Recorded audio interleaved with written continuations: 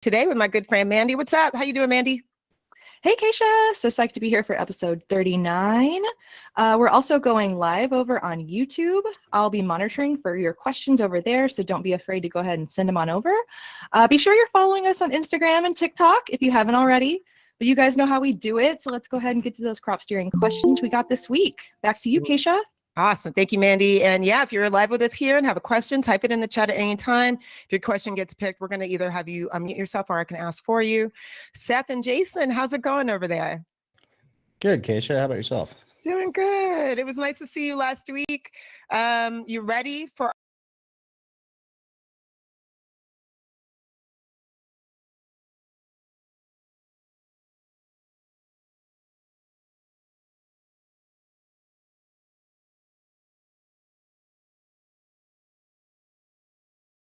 question is, as the industry and home growers move toward full spectrum LEDs, could you dive deeper into the role of Rubisco in carbon fixation and the increased grow room temperatures you would recommend?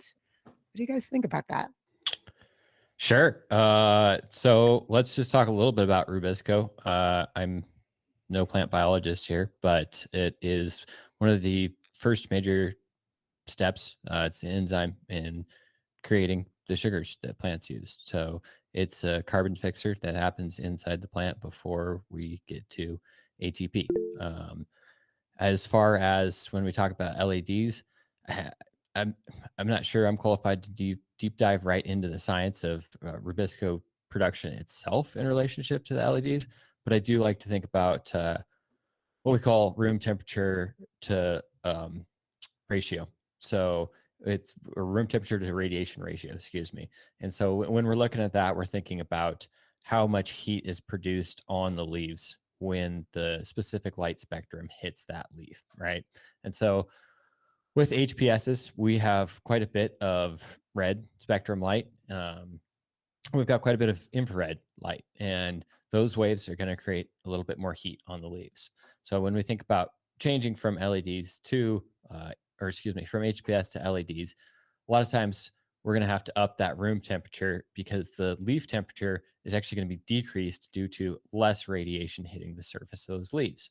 And so in order for us to achieve the same leaf VPD, and we've talked about leaf VPD versus room VPD, in this case, making a modification from HPS to LEDs, you need to readjust your known offset between the leaf VPD and the room VPD. So when we increase that room temperature, we can help the plant keep up with actually a higher metabolic rate versus an HPS, simply because we've got a higher temperature in the room, and the leaves aren't working as hard to reduce their surface temperature just with transpiration. So in C3 plants like cannabis, 97% of the water uptake in the plant is expired through transpiration. And sometimes that transpiration is what is just keeping the leaves cool. And so when we're changing from HPS to LED, obviously we can get a little bit more efficiency. Typically, if we do make the appropriate adjustments, sometimes we can actually grow a plant faster. The irony there is that we are hitting the plant with a different spectrum, and sometimes that actually completely modifies how long it takes the plant to ripen as well. And a lot of times we can get a bigger plant simply by making those changes, increasing our metabolic rate in the plant. So basically more photosynthesis can happen.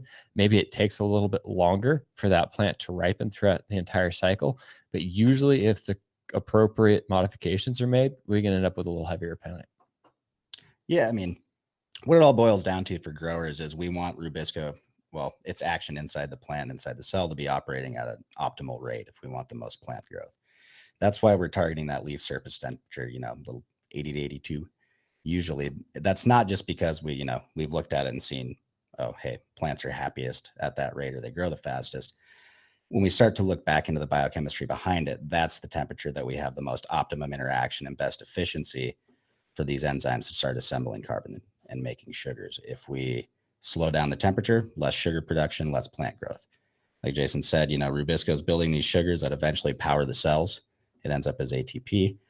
If we don't have the temperature to actually reinforce that production, we don't get as big of a plant. So when we're talking about, running lower temps, let's say during generative steering, during stretch, that's been, over the years, a strategy some people have employed, especially let's say in like a, double tier system to keep plant height down, because we know that at say 78 degrees versus 82, we have a lower rate of plant metabolism and a lower rate of stretch. As far as Rubisco's concerned, role in how we make our decisions goes, though, I'm glad someone brought it up. That's really cool back-end biochemistry. It's not something we think about directly typically when we're manipulating choices, we're manipulating the environment in the garden. But again, that's something everyone should be looking into. Understanding some of these processes is really cool because you can kind of get an insight on why, why we're looking at that, and then kind of extrapolate, okay, now that we look back, if I understand why we're making these choices, I can really identify some of the stuff out there that's bad information. You can go, hey, that growth strategy you have doesn't really jive with how I understand plants work. Therefore, maybe I'm going to modify those strategies or decide, hey, I'm not going to risk my crop on running 90 degrees and 80% humidity. Let's say you go, okay, maybe it works, but from a scientific perspective, I don't get it. So not taking the risk. Yeah, and I think last week we mentioned the balance as far as crop steering strategies go, and Seth talked about lowering temperatures for a generative signal. Well, sometimes if we're pushing really hard, maybe our irrigation schedule is extremely generative, and we have a perfectly sized substrate. Sometimes we can keep that temperature up and increase, keep that metabolic rate very quickly. So we're basically just tricking the plant physiology. So we're using maybe a really hard generative irrigation schedule to get that reduced node space, keep that plant from stretching, and keep those temperatures up and get it growing as fast as possible. So I just wanted to mention, it is that balance that we're talking about. And every once in a while, and specifically with certain strains, you can get away with some cool tricks that end up giving you a major advantage. Yeah, and I think an important thing to remember when you start looking at biochemical pathways and stuff is, if we're looking at just sugar production and respiration, those are things that are happening inside the plant. A lot of what we do with plant morphology control is a lot more dependent on plant growth regulators and their balance inside plant tissue. So although we're, speeding up and slowing down growth, we're also, manipulating different morphological traits through just plant growth regulators. A certain balance will tell that plant to stretch longer. Literally, its cells are going to stretch more versus divide for the plant to grow. So when we're looking at that, don't go too deep and make really big decisions based on that. Look at, there's a lot of good standard information out there, and just understanding the relationship between some of these back end concepts and how we apply them is really important before you go forward with doing some more, radical strategies that are out there. And that's not to say that some of the stuff we do wasn't considered radical a few years ago. Yeah, and when we're analyzing something like Rubisco, it's probably at the scientific level versus an application level in some of these operational implementations that we recommend. And obviously very, very cool stuff. How in the end you can change what you're doing in your rooms to modify something like that may not be as important as when we look at what we're doing in these rooms to modify the end output of a plant, say that morphology. So by tricking the physiology to the morphology for increased growth. Yeah. And, heading down that road, if you're really going to get that far into it, you're going to start wishing there was like a C4 photosynthesis version of cannabis. Like, you're going to start to see some of the other systems that are out there in different plant species that are either more efficient, less efficient. It's more of a botany and plant physiology exercise and exploration than anything. I mean, we've seen what was done with corn in the last 100 years. So who knows what it'll be growing like a century from now. True. Oh my goodness, cannabis a century from now. Let me focus. Okay. We got a question here from our good friend Bilbo, who's on with us live. Bilbo, you want to unmute yourself and ask it, or shall I ask for you? No, I'm here. Okay, welcome. Hi. Is there any evidence to suggest that environmental settings should be adjusted during different steering techniques? And to expand on that a little bit, well beyond the norms of what you'd see within, I guess, the HPS double-ended world and your LED world, given transpiration rates and light spectrum. You know, that's going to kind of come down to genetics. You know, there's some genetics that can take advantage of, say, 5-6 degree increase in room temperature when we switch from something like HPS to LEDs. You know, another thing to think about as well is when we've decreased the amount of water going through the plant just for transpiration, now we have more water in that plant that's being used for growth processes. And so we're probably going to have to up the EC when we get under LEDs because we're not transpiring quite as much. Yeah, I mean, really a lot of what it boils down to is that leaf surface difference or leaf surface temp difference, right? Like with our HID lights, we've got a lot of radiant heat coming out. With the LEDs, we don't. So the difference is usually with HID, we're seeing 2 to 5 degrees above room temp at the leaf surface. LED, we're seeing, 1 to 4 degrees below room temp typically. So, and especially once you factor in your ventilation, you've got fans blowing around in there.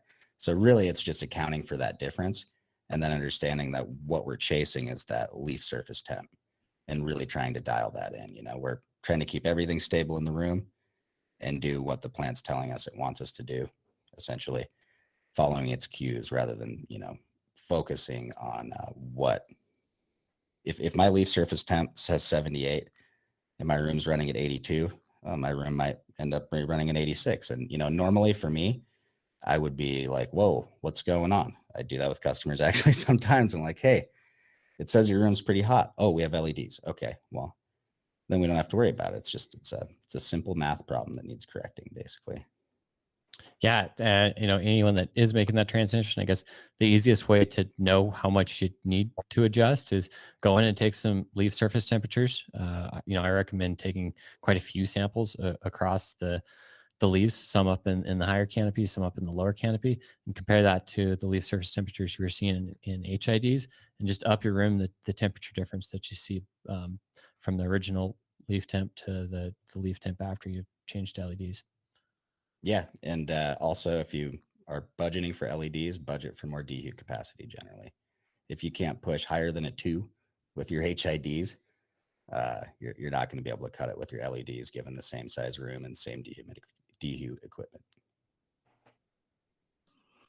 That's great. Bilbo, did you get your questions answered there? Yes. Awesome. Thank you for submitting. It was a good one. All right. Another one of our attendees, Mark, is on with us. Posted a question here. Mark, you want to ask it? He's busy. He's busy back there. Yeah, I'll ask it. Okay. Go for it.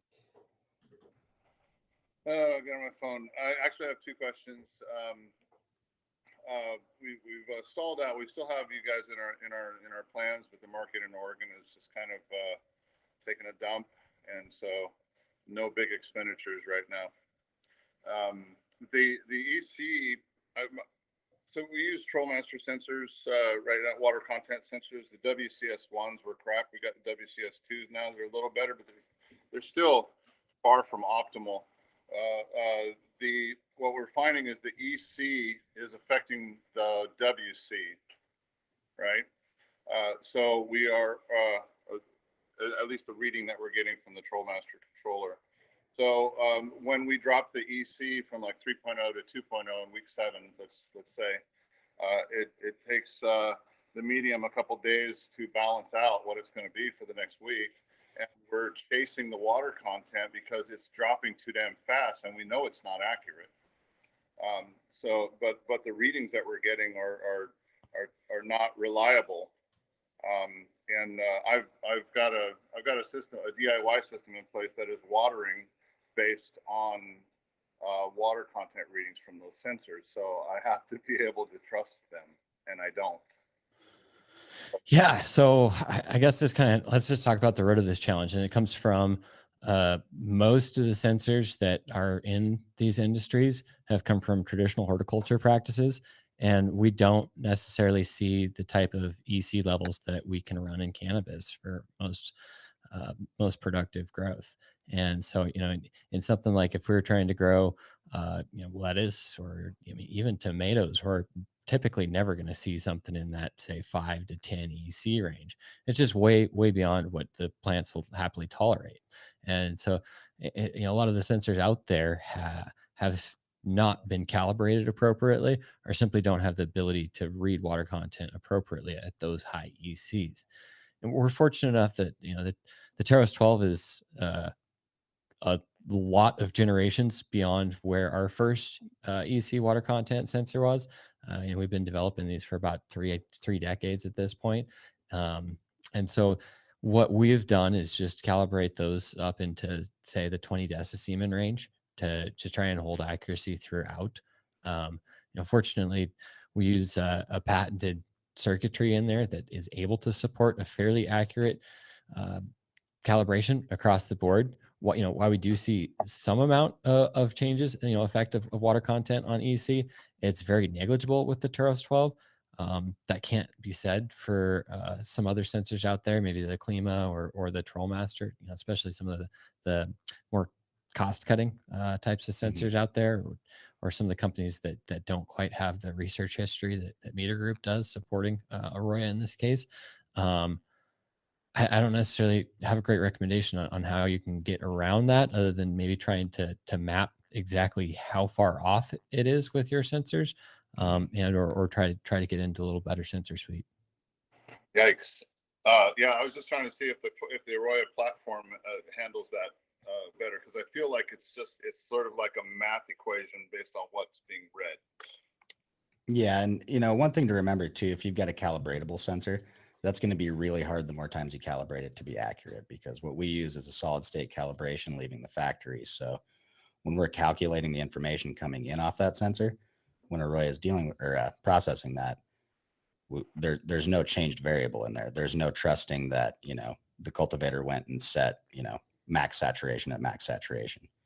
With VWC, it just is what it is, and there's no cut, you know, it's cut and dry. There's no question on it. Okay. Thanks. My second question is on the open sprinkler integration. I've like I said, I've developed my system based on the readings we get from the Trollmaster. I take it out on an API and put it in my own little home automation thing. But it's got a lot to be desired as well. But we're making do. So how is it handled? Like, if you wanted to feed one strain differently in the same room, or maybe we've got two different harvest groups going on in a room, would you actually feed those zones differently based on your water content reading and all that?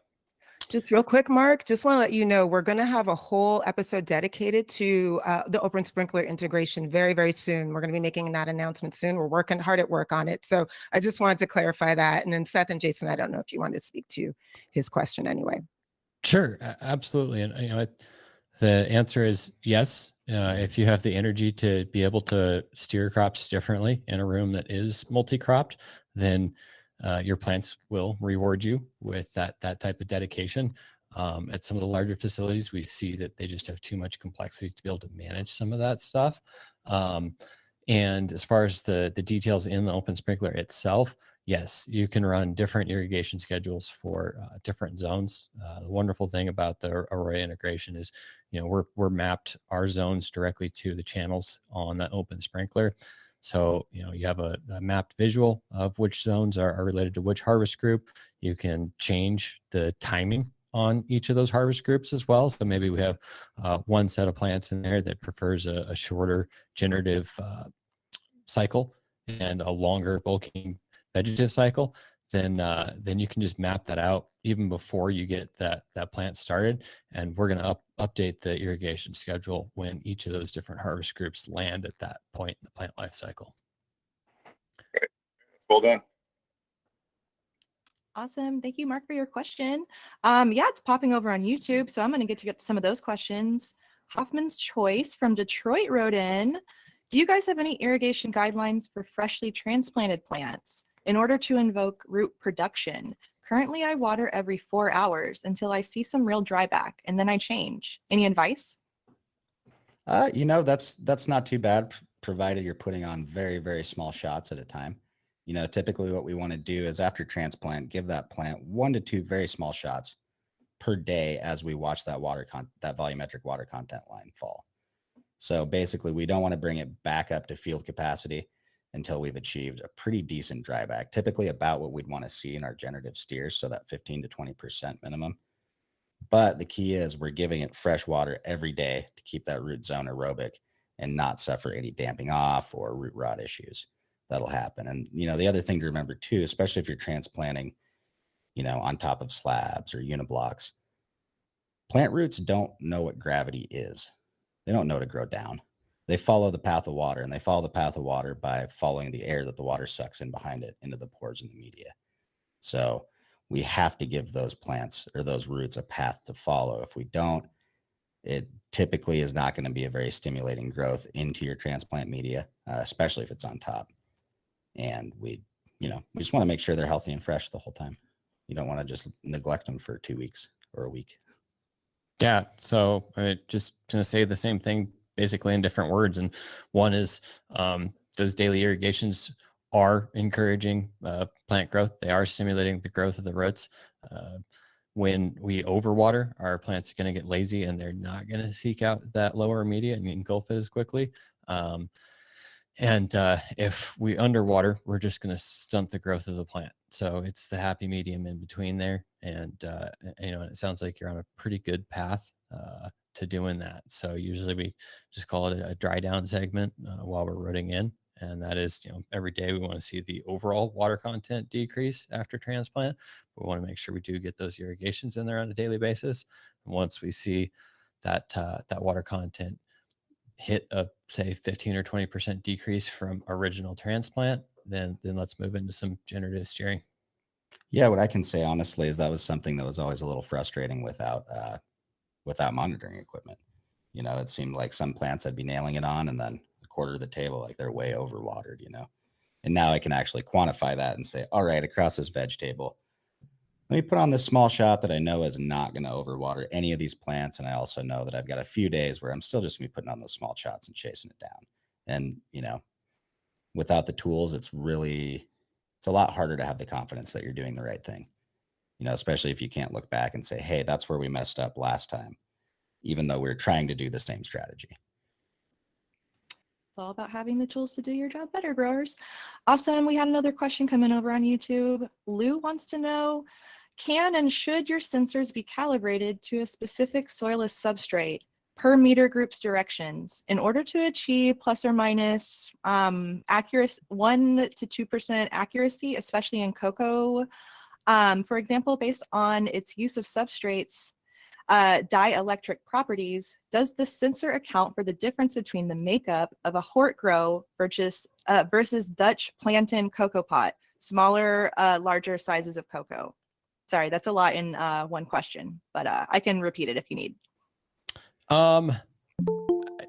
So from our opinion, it's not worth doing a specific calibration between two different types of soilless medias, especially if you're within cocoa or within rock wool or within a cocoa peat perlite mix, any of that type of stuff. And the reason is mostly because it's going to be hard to see that amount of accuracy even between sensor installations across the facilities, right? Mm-hmm. So that last 1 or 2% that we might gain from being specifically calibrated, we're not going to be able to reach that with even a great sensor installation. And I guess stepping back and taking the whole value of it is really looking at the time series data as well. Mm-hmm. So we've got a population of plants, we've got sensors in a sample of that population. That sample, even at some of the best growers, I'll see 5% variation from top water content to bottom water content in those samples. And so I guess from my standpoint, without trying to get too offensive, is just that there's energy spent better elsewhere. Yeah, I mean, I think you brought up an important point, Jason. When we're looking at this room, it's dynamic. We don't have a set value for all the plants in it. And that's why, whenever we're talking about like water content values for crop steering strategies, especially in terms of dryback, we're always padding everything with about 5%, if not a little more. And actually, it's going to depend when we go and look across your room. If you've got 5 sensors in there and 5 benches, and you run out and take 25 spot measurements, and then we discover that, hey, you got about 10% variance on each bench, Those are the parameters we have to work in. At that point, we know that based on our one sensor that might say 50%, we have another plan at 40%. So we've got a plan for the best worlds for both. We're playing a game of averages at the end of the day. So, you know, just like in statistics, when we see one outlier, sometimes it's initially concern. But if we look at the whole and what we're actually able to treat practically, then we can kind of dial it back and say, okay, that 1 to 2% may not be the most important thing. And one thing to remember too, you know, there is a certain amount of user skill involved in using some of these like highly precise scientific instruments. And I say precise, not accurate, because accuracy can come down to that user skill. If we want to go back 20, 30 years, we could be using only soil moisture potentiometers. And I can give you a pot that I know because I weighed it dry and I put X amount of water in it. And I know how much water's in there. I guarantee the first 10 or 20 times you're not going to get the right value because that instrument's difficult to use. There is a large amount of user skill involved in attaining that. And what we've got here at AROYA, you know, at the Terrace 12 is much easier to use than anything that's existed historically. However, that doesn't mean that it's super easy. That doesn't mean it absolutely works if you just jam it in. You know, these probes are designed to be in constant contact with both media and water. Well, if you don't put it in far enough, or if it scoots out a little bit, or if we happen to have some inconsistent media with a big hollow spot, if you're still using perlite as a big crutch, there's a lot of things that can really make it difficult to get an accurate reading. And it's important to structure your processes around that, you know, just little things like if you've got the Terrace 12 and the Solus, you know, for a second, if you're running around and worried that, hey, my Solus readings are always a few % off what my Terrace reading is in situ. Okay, well, that Terrace reading's been in there for a few months with roots growing around it. Your Solus, you're jamming it in every time. Each installation is opening up a possibility for a variable in your own processes and inaccuracy. So you've always got to look at like, yes, we've got accuracy and precision in data. How precise are the things we're measuring? Because if we looked at that table, you know, we're looking at precision, it's how close are your measurements to each other? Well, if your table itself isn't very precise, you can't expect to get very precise even with the best tools. Yeah, and absolutely, you know, if you've got your drippers within 1% of each other, if you've got your clone and plant growth rates as consistent as 1% within each other, then you're on top of the game. You're the absolute best in the industry if that's the level that you're at. And we're always working to make our stuff better calibrated in different dielectric medias.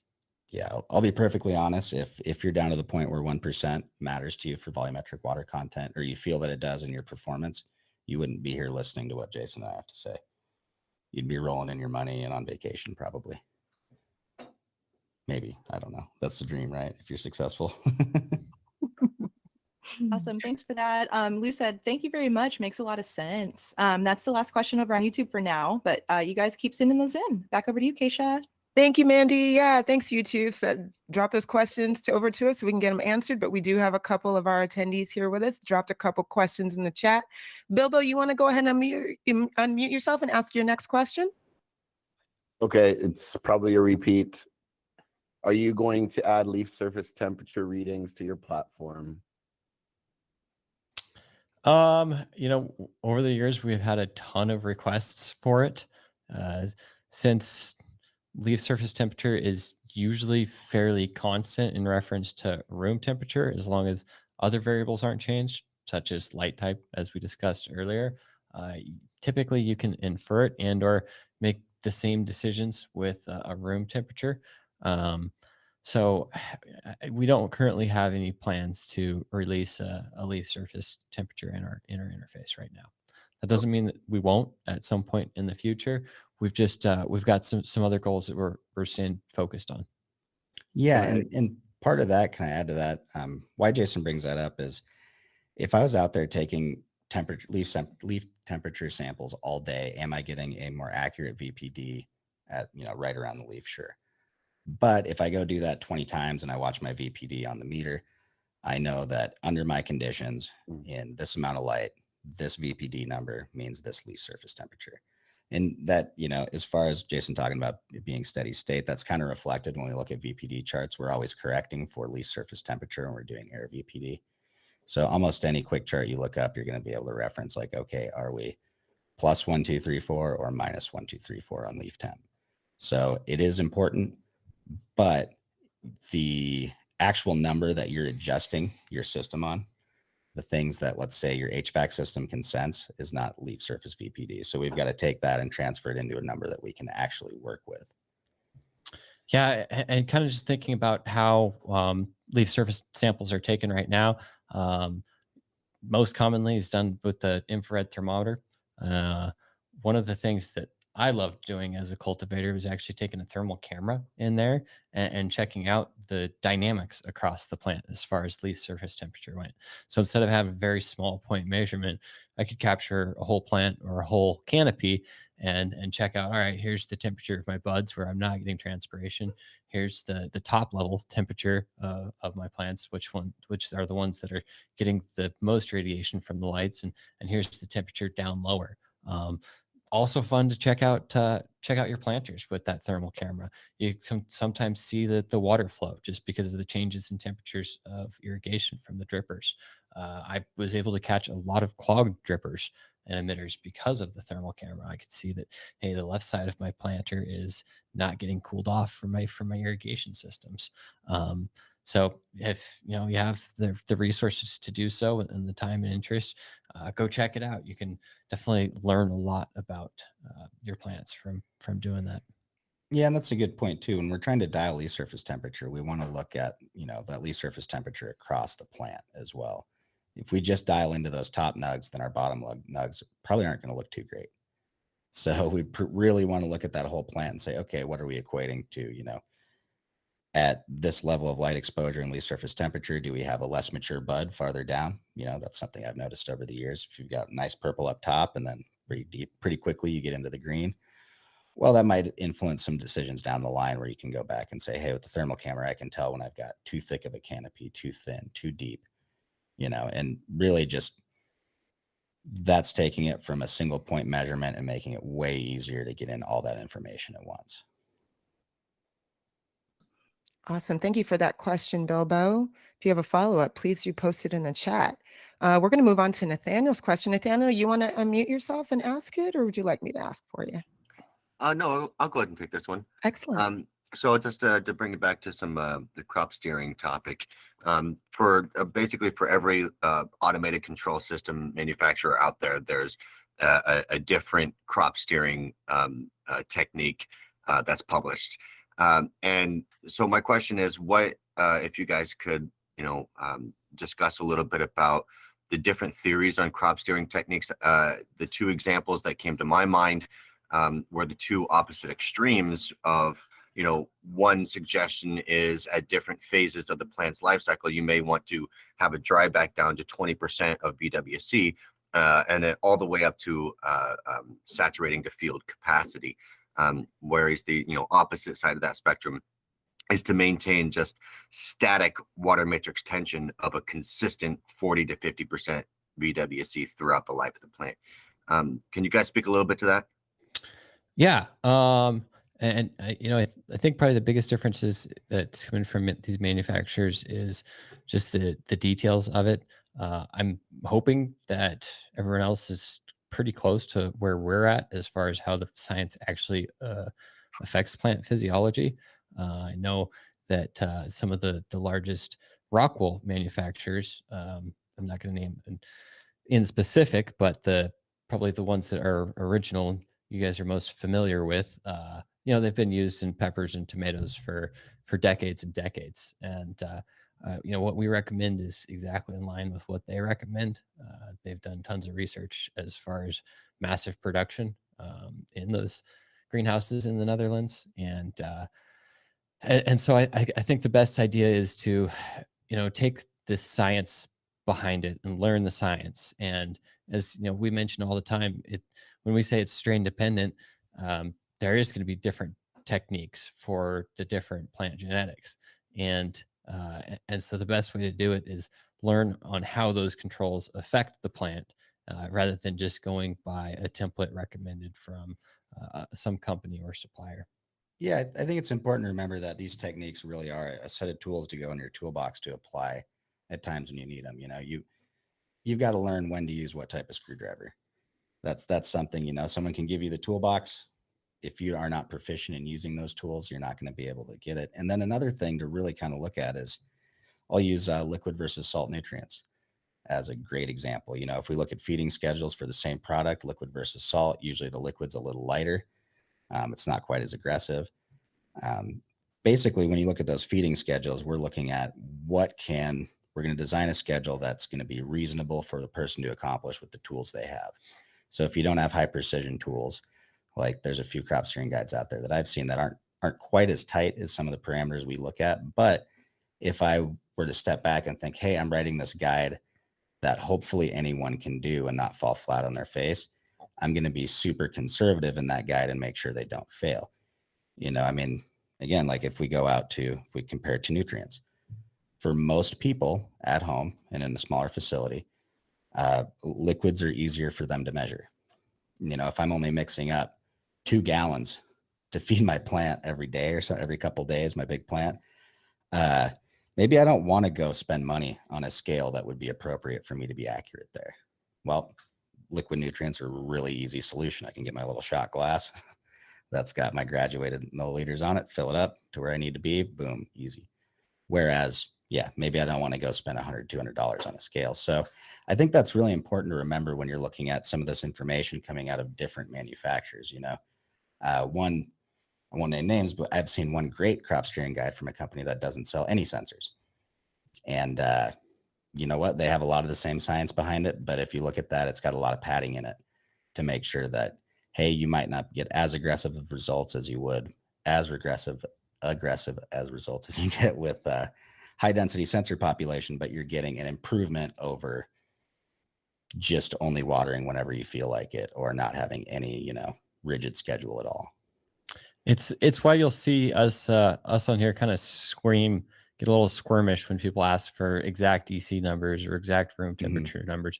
There's just so many other variables in play that sure, we can give you a reasonable range to start within that range, make some modifications, document those modifications, and then make an A/B comparison. Obviously, the key there as well is don't change more than one variable if you have any opportunity to do so and you want to make an improvement on there. The challenge of that in reality is a lot of times we don't mean to change a variable. It's just hard to operate a room exactly the same for 60 days. And this is especially true in greenhouses. It's very challenging, especially somewhere where we have 4 seasons, like up here in the Northwest. If we want to do A/B testing, we can try as hard as we want not to make a change to a certain variable. Maybe we're analyzing a nutrient. Well, this month the average temperature was 60 degrees and last month it was 70 degrees, and nighttime differentials were they're 10 degrees higher right now than they were a month ago. And obviously we're doing everything we can to combat that with greenhouse controls, but it's not at the scientific level. It's at a production level. Oh, absolutely. And I think, you know, one thing that I see a lot in the industry right now is we're all going so fast paced. Everyone's trying to make it. We're trying to survive, trying to grow business. So it's very tempting to try to deal with tomorrow's problems, today's problems, and yesterday's problems. But what we really need to do is look back and deal with the problems that happened 2 months ago when we're about to repeat that cycle. So if we're talking about like say EC coming into ripening, I can take the same strain and show you it at 2 different ECs and then show you it in the jar, smoke it. You couldn't tell me the difference. Now there's a lot of factors leading up to where we're going to be with that EC and ripening that contribute to it. And if we didn't look back at anything before ripening and say, okay, where was our EC at what time? What kind of ranges were we seeing? How slow did we stack up? How slow are we tapering? If we can't look at all that, then we really can't extrapolate much. Like if you've got herms in week 7, you're just throwing bananas like crazy.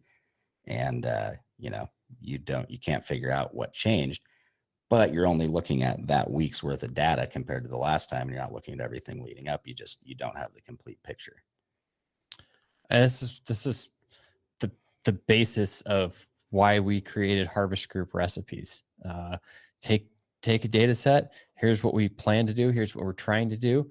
And then we run a harvest group analysis. Jump into our production page and check out the harvest group analysis. Here's how many days that you are outside of your intended parameters for EC or relative humidity or any of that. Obviously, if you nailed it perfect, now you can maybe dial in those target parameters even just slightly more. And then that's where continuous improvement comes from, is how tightly can we operate within our plan, and do we need to adjust the plan if we are operating tightly to that plan? Obviously, if we're doing everything we can just to be close to what we intend to do, it's going to be really hard to make improvements on what we intend to do. Nathaniel, did we address everything in your question? And shout out to you. Thank you for you dropped some an article here in a chat. Love the resource sharing. But yeah, did we cover everything that you want to know? Yeah, that totally makes sense. I mean, it absolutely is pretty clear that manufacturers, they're going to make the most generalized, wide applying advice that they can give with the least amount of failure and the largest group of people, which is their customer base. And every iterative aspect after that is going to be based upon your own personal experience. I was looking for, I suppose, a bit more introspection into your experience in your own R&D. I know Media Group has, AROYA has their own crop steering program as well for that same purpose. But I was looking for a bit more insight into the effect of dryback levels at different stages, what you guys see personally in your own work is effective. For example, I find that a static water matrix tension within the 40 to 50% consistently without hitting 60, 70, 80% VWC, without going down to 10, 20% VWC, keeping that static with just a couple points of fluctuation for crop steering at different phases, but the vast majority being that static level is the most effective across the largest group of strains. But I was hoping to hear what your personal experiences were within that as well, rather than the explanation of this is why manufacturers do it this way. Gotcha. And yeah, real quick to the point of the flowering plants are gravitropic. The ameloplast organelles inside the meristematic root cap, it's filled with starch and heavier than the surrounding cytoplasm, causing it to sink inside the cell, which is what signals gravity for the root to grow downwards. So yeah, roots and flowering plants are gravitropic. They do know what gravity is. They do, but they don't have to choose to grow down. If I put a plant in a tube and I give it mesh on the outside of that tube, I can get air pruning because those roots are going to seek out the path of water and where it's at in the media. So you're totally correct. But in application, that's why we're seeing, like, that's why your roots grow sideways in the slab. Water's wicking that way. That's fair. Yeah, it's not a hard, fast rule. Yeah. Well, and what you're saying is totally correct. What we're talking about here is using that water flow and introduction of oxygen into that pore space to stimulate root growth. As far as keeping it static like that, I get where you're coming from. That's almost going back to like deep water culture, where we're keeping a static saturation point, we're keeping a pretty static EC point, and we're just introducing oxygen all day by keeping it into that. What we're not doing, though, is putting any kind of generative or respirational stress on the plant. So like if we're watering just in the morning, we're depriving that plant of fresh oxygen the rest of the day. And when we're talking about dry backs, that dryback percentage is a reflection of, your heat and humidity in the environment, that VPD, and how much transpiration we're getting from the plant. So there is no hard, fast rule on how much dryback comes in. That really has to do with what kind of media you're running. With rock wool. I did really appreciate your acknowledgement of preventing anaerobic bacterial development in the substrate as well through this method. So that was really good insight. And that's something too. I have to stop myself. Sometimes I'll get hung up on, a little detail, but then when you break it out to production, it's kind of like, when our transplant dryback, like, I want to see that 15 to 20% dryback before we hit it with a P1, because I need to know we're clearing that pore space and giving those roots oxygen enough that they can grow. However, I know that I can't just let those go anaerobic over 7 days, right? So we've always got to find that medium between the cool stuff in science and then actual on the ground application. You know, like if we were talking about oxygenating your water to feed your plants, that's great. You know, if I follow down that road too quickly, suddenly I'm at 70% perlite mix and really wasting a lot of water. So, you know, we've got to find that medium. And as far as, like I said, those dryback percentages go, as long as we're seeing that 10 to 15%, that means we've got a healthy amount of VPD to promote good transpiration and good plant growth. Keeping it in, especially if you're in a soilless medium, you know, our matrix potential is very low. The plant it can't really sense a difference between 50 or 40, right? It's very available there. It can't sense down to 30 when we're talking about cocoa and rock wool. It doesn't get difficult for the plant to start pulling out water from the media till we start to approach that wilting point, even if it's temporary wilting point. So as far as keeping it static, I think that the biggest difference would be looking at, like, in that static 40 to 50, like I said, that's as close as you're going to get to deep water culture with some particles around the roots. And then what we're talking about is really being able to increase that amount of time that you're depriving the root zone of oxygen, and not depriving, but you're not introducing any more. You're not giving it that little stimulation to grow. Yeah, thank you so much, man. I really appreciate that perspective. Yeah, and just to kind of go back to the low end of those water contents, when we talk about the matrix potential in something like rock wool, it's very linear, down to about 0. One of the very first sensor installations that I did after joining on with Meter Group, we did back east, and next day we had flown back, and I was checking their graphs, and here we were at like 2 to 5% in most of these plants. And I called them up and I says, what's going on? Are these things all dead? And they took a picture and sent it over to me, and I couldn't believe my eyes. The plants had available water until that substrate was completely dry. Obviously, that strategy is not realistic in order to run an entire cycle, because we are going to see the degradation of the rock wool through doing that to that substrate. And obviously, it's going to be much more challenging to manage our ECs, and we would need a much larger substrate once our water holding capacity has dropped that much due to low water contents. Yeah, and you know, honestly, to build on that a little bit, one important thing to remember is in you know, plant tissue production, we've got water, light, and CO2. You know, EC nutrients do play a role in that, but those are our 3 main inputs. So if, you know, we're driving, let's say, incredibly hard drybacks to the point where we're really stressing out those plants, if I look at that over the whole cycle and I say, look, I needed X amount of light, I needed X amount of water, and I needed X amount of CO2 to produce this plant, and that's throwing out heat, nutrients, and everything else, I can start to quantify that and say, hey, look, I actually, by pushing these huge drybacks, ended up giving that plant a lot less water in a time period where it actually needed it to develop the structure it wanted, or it needed to grow. Because when we're steering these plants, we don't want to stress them so hard that we're like, you know, reducing production. We're just trying to steer it through hormonal changes. So like during stretch, we're not trying to torture those plants and make them grow less. We're trying to focus that growth on increased bud sites, increased stem diameter, and we're really promoting a better PGR balance in there, so that, you know, we don't have, like, let's say, this high auxin production state, which is normally what we see in stretch, that's causing the plant to stretch. We want functional structure, not just lumber. Yeah, I know historically that a lot of people talk about stressing their plants for that hormonal purpose, for the indication to modify the plant morphology via physiological cues. And I like to think about it a little bit differently, not necessarily stressing it, but guiding it. And it, we always talk about a little bit about the weightlifting comparison, right?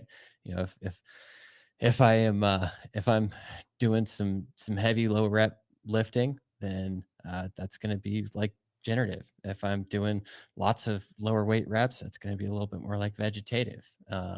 If I go so heavy that I hurt myself, I'm not going to be lifting much at all for a while. Yeah, and I think, one thing that honestly, some of the terminology in this industry has gotten a little or pushed a little far. Like when we're talking about plant stress, we're just actually talking about plant responses.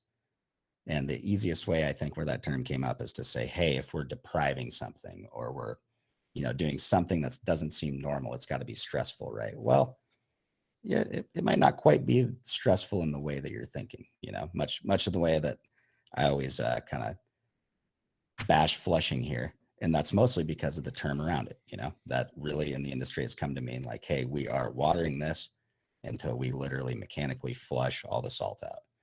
Now, in application, not everyone is talking about doing that. Some people are just talking about reducing their nutrient input and slowly bringing that EC down, which is what we want. But, you want to avoid that confusion. Wow, what a great conversation. Nathaniel, thank you so much for your question. Mandy, I'm going to send it over to you because I think we've gotten some YouTube questions in, yeah? Yeah, we have. Thank you for that discussion, guys. Diane's hanging out with us over on YouTube. He wants to know, straight cocoa or cocoa and perlite. In your experience, what's the better medium? I mean, I say this quite a bit. I like cocoa a lot. Straight cocoa for me has been consistent, forgiving.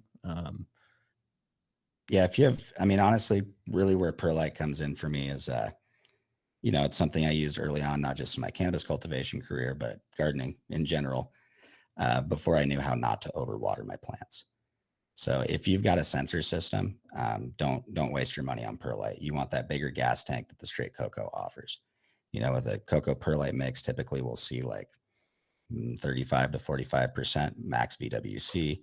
What that means is I can't run a 30% dry back if I only hit 35% volumetric water content.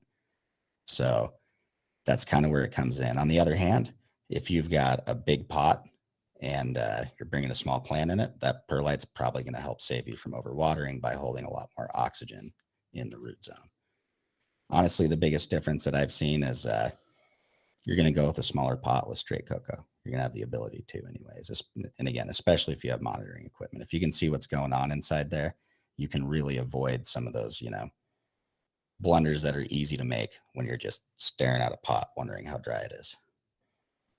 Awesome. Thank you for that. And John wants to know, so I'm switching to pure can of cocoa with no crutches this next run. I'm running in 2-gallon pots. Is 0.08 GPH 4-way drip going to be enough? Yeah. If you have enough pump. I've built a system before where it takes me, I don't actually get 0.8 GPH. It takes a little longer. So just make sure your specs are, you've got enough pressure and flow for what you need. Awesome. Thank you guys for that. Yeah, back over to you, Kaisha. Awesome. Thank you. I love it when we already know the answers. Just yes, that's cool. All right. Bilbo dropped another question in the chat. Go for it, Bilbo. Okay, scrolling up. Has leaf surface temperature been correlated with stomatal conductance? And is that why you are potentially not going for the leaf surface temperature?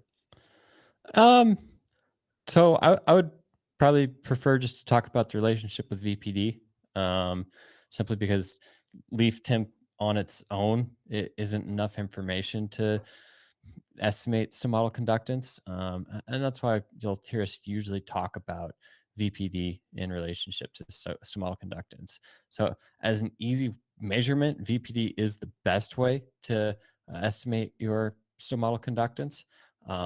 And it's going to be kind of some type of curve, some type of bell-shaped curve, where we see that stomatal conductance is highest typically, depending on the life cycle of the plant, between say 0.7 and 1.5 VPD, if you will.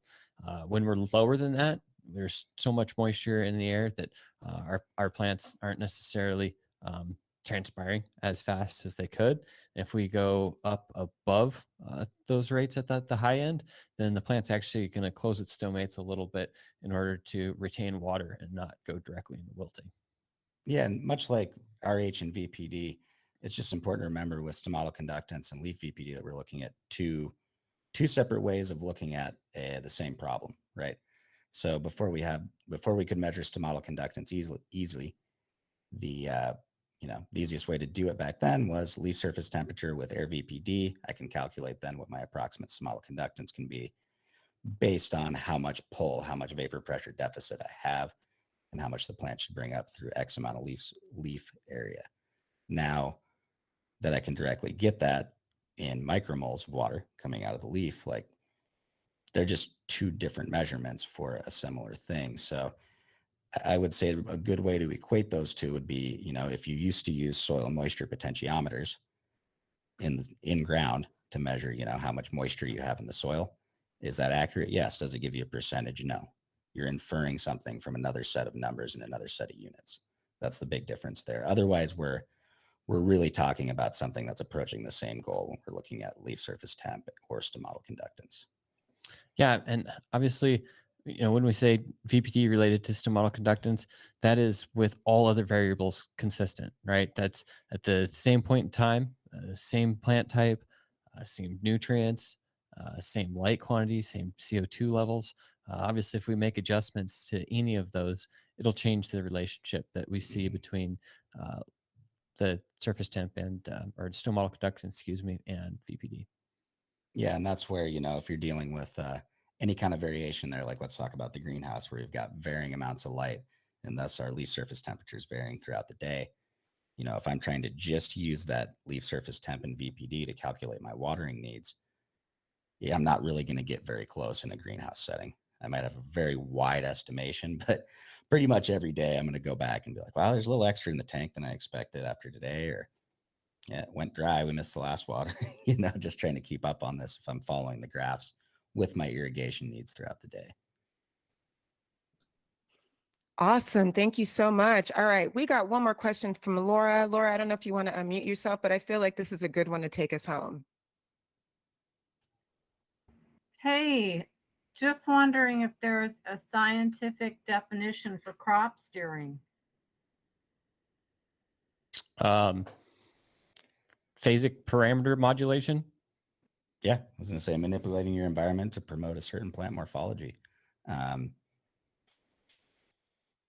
think before it entered the cannabis space as much, we just called it growing intelligently to get the type of product that you want. Like, here are the practices that we have to do. If we're talking about grapes, for instance, thousands of years, people have been going out and pruning flowers early in the season to promote better grape production. That's crop steering. People have been manipulating irrigation for thousands of years. All of that is crop steering. But if we want to talk about it scientifically, yeah, just manipulating the environment that a plant exists in order to produce certain growth results, desired growth results. Thanks a lot, you guys. Thank you for your question, Laura. All right. In our final minute, Seth and Jason, anything else you want to tell everybody before we sign off today? Thanks everybody for joining. And we really appreciate our audience contributing to the questions in these. And for us, we're always trying to learn more about this stuff. When we get harder and harder questions, I always enjoy trying to learn up as much as I can about them before an episode and provide at least the best interpretation I can on the subject. Yeah, absolutely. I love being able to touch some of those things. Like Rubisco is fun. Haven't talked about that in a few years. Yeah, awesome. Yeah, to our community, I mean, this is for you, and we thank you so much for all your questions. We got a lot of questions submitted this week that we weren't able to get to, so we're going to put those off until next week's show. But the live questions, that's the best way to hear from the experts. So thank you to everybody who submitted their questions, either here on our Hangouts or on YouTube. And Seth and Jason, thank you for dropping the knowledge, man. Like, wow, I learned a lot today. And Mandy, my partner in moderating, couldn't do this without you. Thank you. Always. Awesome. All right, folks. Well, thank you all for joining us for AROYA Office Hours this week. We do this every Thursday. The best way to get answers, like I said, from the experts is to join us live. If you have any questions about AROYA, definitely book a demo, and the experts will tell you about how it can be used to improve your cultivation production process. But as always, let us know if there's a topic you'd like covered in a future Office Hours session. Post it in the chat, shoot us an email at support.aroya@metergroup.com, or send us a DM over Instagram. We definitely want to hear from you. We record every session, so video. We will email it to everybody in attendance, a link to the video from today's discussion, and it'll also be on our AROYA's YouTube channel. Like, subscribe, and share while you're there. And if these conversations are helpful, please do spread the word. Thanks, everybody. We'll see you next time. Great meeting, guys. Thank you so much. Thank you, Nathaniel. Good to have you. I'll Mark, see you guys next time. we'll see you next time. And then, Mark, Good. if you have an abundance back there that I can help you